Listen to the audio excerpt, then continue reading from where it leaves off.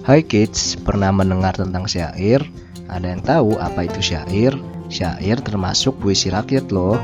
Saat belajar tentang syair, kita akan menemukan pilihan kata yang khas dan disusun menjadi sebuah karya sastra yang bernilai seni.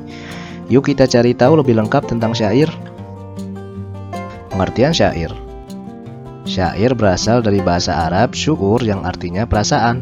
Setelah itu kata syu'ur berkembang menjadi kata syi'ru yang artinya puisi dalam pengertian umum.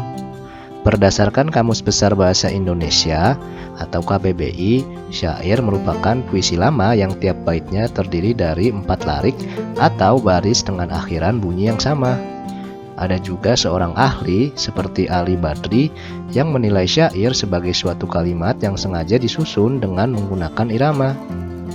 Kalimat tersebut dibuat untuk mengungkapkan tentang sebuah karangan yang indah dan menggambarkan tentang keajaiban yang ada. Jadi syair merupakan sebuah tulisan indah hasil imajinasi pengarang dengan susunan akhir bunyi yang sama. Orang yang membacakan syair disebut penyair dan yang membuat disebut dengan pujangga. Sebelum kita lanjut videonya, jangan lupa klik tombol subscribe dan tombol loncengnya ya. Ciri-ciri syair. Jumlah baris. Syair terdiri dari 4 baris dalam satu bait, namun jumlah bait akan sesuai dengan keinginan sang penyair. Jumlah kata. Jumlah kata dalam satu bait terdiri dari 4 sampai 6 kata saja. Sedangkan bila dilihat dari jumlah suku kata, syair akan terdiri dari 8 hingga 12 suku kata saja pada setiap barisnya. Rima. Ciri lain dari syair yaitu memiliki rima yang selalu berakhiran sama, yaitu a, sehingga menarik untuk kita dengar saat dibacakan. Isi. Pada penulisan syair, bagian isi berada pada semua baris. Saat membuat syair, kita bisa menyampaikan inti pesan dari baris pertama hingga akhir. Selain pesan atau nasihat, syair juga bisa dibuat untuk menyampaikan sebuah cerita. Jenis cerita yang disampaikan dengan syair biasanya cerita mitos, sejarah, agama, ataupun filsafat. Fungsi syair. Sebagai lagu atau nyanyian yang mengiringi tarian-tarian tertentu. Syair berfungsi pada kegiatan kesenian dan kebudayaan masyarakat. Berfungsi sebagai media pengajaran melalui cerita yang ada dalam syair. Sarana hiburan dalam berbagai acara, seperti acara pernikahan atau pertemuan majelis tertentu, menjadi media informasi untuk lingkungan sekitarnya. Jenis-jenis syair.